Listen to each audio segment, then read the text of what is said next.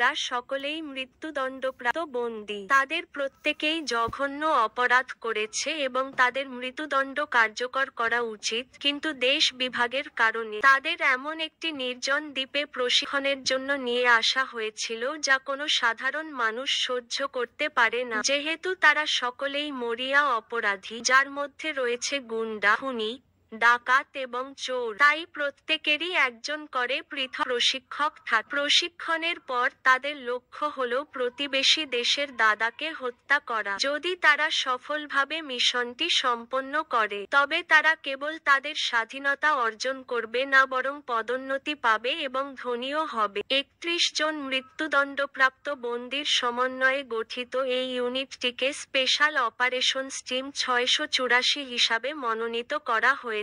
তবে প্রশিক্ষণ প্রক্রিয়াটি সাধারণ সৈন্যদের চেয়ে অনেক বেশি। তাদের বাধ্যতামূলক কোর্সগুলির মধ্যে একটি হলো মারধর। প্রতিদিন তাদের ২ ঘন্টারও বেশি সময় ধরে মারধর করা হয় এবং তাদের জন্য বিভিন্ন ফাঁদ অপেক্ষা করছে।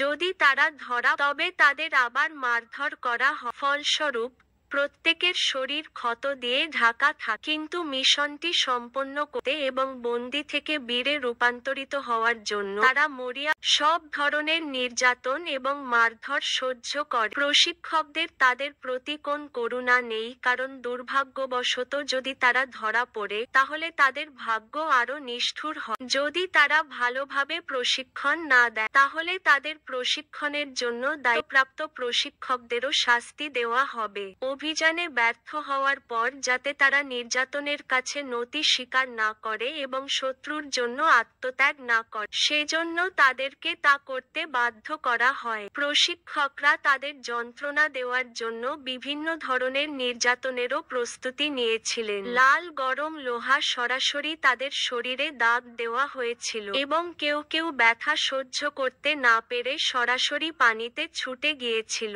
এমনকি লোহা তাদের ত্বক স্পর্শ করার আগেই কেউ কেউ ভয়ে পালিয়ে গিয়েছিল।